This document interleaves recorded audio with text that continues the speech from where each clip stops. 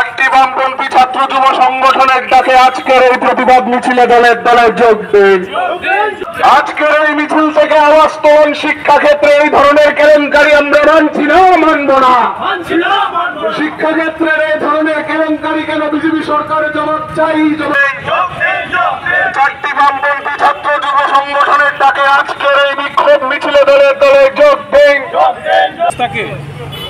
খাদের কিনারায় এনে দাঁড় করিয়ে দিয়েছে বিজেপি সরকার। গত 15 দিনে একের পর এক সর্বভারতীয় প্রবেশিকা পরীক্ষাকে কেন্দ্র করে নানান ধরনের অনিয়ম, দুর্নীতি এবং কেলেঙ্কারির ঘটনা সামনে চলে এসছে এবং একের পর এক পরীক্ষা এই সময়ের মধ্যে বাতিল করা হয়েছে।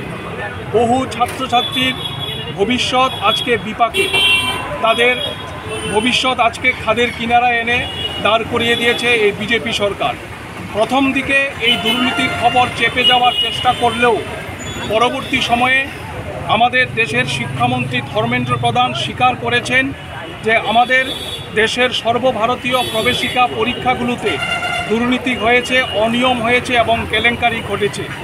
আমরা চারটি বামপন্থী ছাত্র যুব সংগঠন এসএফআই, টিএসইউ, ডিওয়াইএফআই এবং টিওয়াইএফ আজকের এই প্রতিবাদ মিছিল থেকে দাবি করছি অবিলম্বে কেন্দ্রীয় সরকারের এই শিক্ষামন্ত্রীকে এই শিক্ষা কেলেঙ্কারির দায়িত্ব নিয়ে তাকে পদত্যাগ করতে হবে এবং প্রকৃত যারা দোষী তাদের চিহ্নিত করে শাস্তির ব্যবস্থা করতে হবে।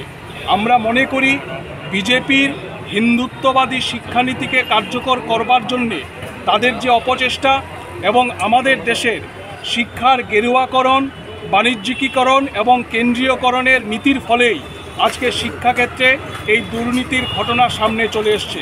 আমরা অবিলম্বে এইগুলোর প্রতিকার চাইছি এবং দাবি করছি যে জাতীয় শিক্ষানীতির নাম করে আমাদের দেশের শিক্ষা ব্যবস্থাকে আজকে ধ্বংস করে দেওয়া হচ্ছে।